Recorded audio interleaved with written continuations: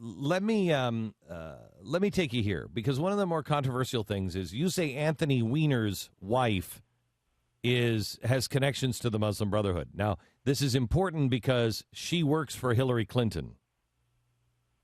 Well, she is the chief aide to the Secretary of State. And we quoted from a document, and this has been well reported all across Arab media, that her late father, who's now deceased, was a part of the Muslim Brotherhood. Her brother was a part of the Muslim Brotherhood, and her mother was a part of what's called the Muslim Sisterhood.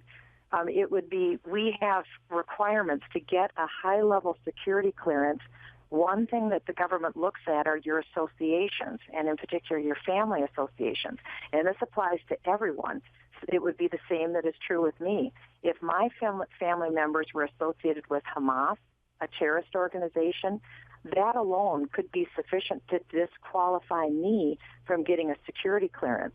So all we did is ask, did the federal government look into her family associations before she got a high-level security? And it's not an unreasonable thing to ask, seeing that this president and this administration didn't know that Van Jones was one of the founding members of a radical, revolutionary, anti-American communist organization, and he's in the White House. That's right.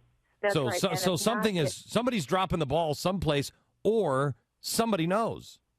That's right. And somebody has been dropping the ball since the beginning of the Obama administration. Mm-hmm. And this isn't intent to be partisan or out to get the president. I mean, quite honestly, on the Intelligence Committee, I'm happy to report we are the most bipartisan committee I've ever been a part of. And with all of these unprecedented leaks that have been coming out from our federal government, all of which, by the way, undermine Israel and Israel's ability to defend herself against a nuclear Iran, we are, with one voice, Democrat and Republican, outraged by these leaks that are coming out of the administration. Never before in the history of the country have we seen this level of leaks coming out.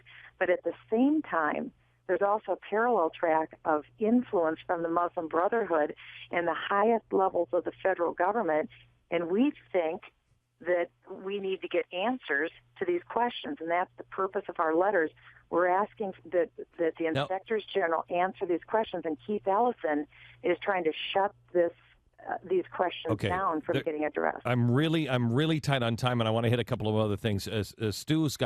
Stu's been going over all of this information, and he's got one question for you. Well, I see here that you did link to the actual military document that talks about what is a potentially disqualifying condition for a security clearance. It says, quote, contact with a foreign family member if that contact creates a heightened risk of foreign exploitation, inducement, manipulation, pressure, or coercion.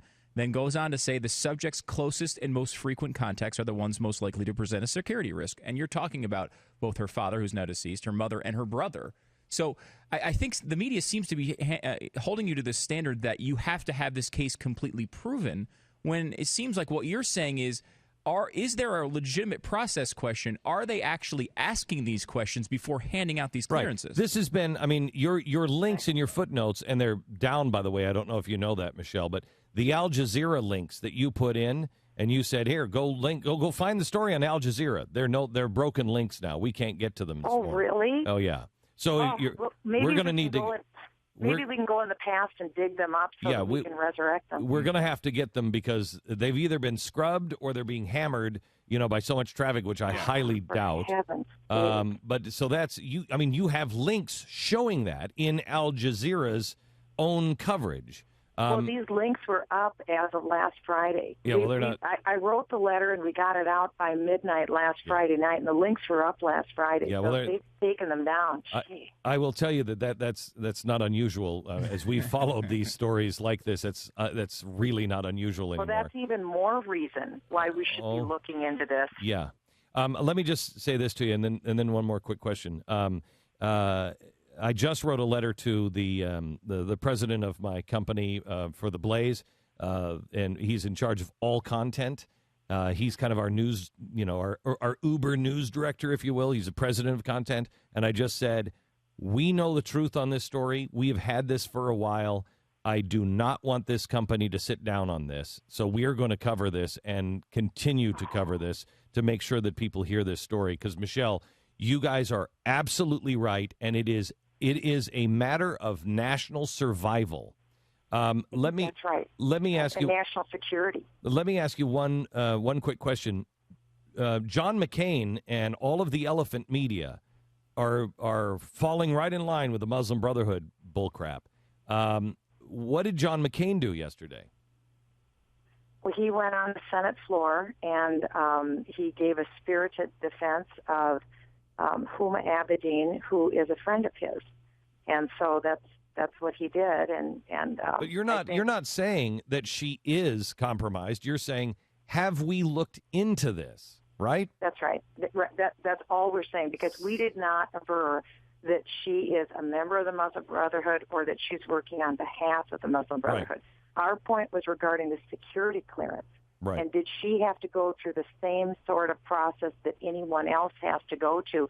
Did they check the boxes? Because if the State Department breaks American law to bring a terrorist into the White House, a member of a terrorist organization, it certainly is conceivable that maybe they looked the other way on issuing this security clearance. That's all we're doing, is asking a question. I have to tell you, we're at war. We're at war with people in the Middle East, and she's compromised. Forget about the Muslim thing. She's compromised, or could have been compromised. Her husband was sending dirty photos of himself. I mean, in a wartime, you would never put that person in a delicate situation because the family has already been compromised. But I digress. Thank you very much. Go ahead. Thank you. Glenn. I was just going to say the Muslim Brotherhood elements have declared war against the United States and Israel, and we need to recognize that they are at war, even if we don't fully are onto this. And we've got you. But I thank you and everyone at the Blaze for taking this on, because the media has a completely different view of it. So thank you. Well, they're almost always wrong, especially when it comes to these things. Michele, thank you very much, and keep up the fight. Never sit down. We've got your back.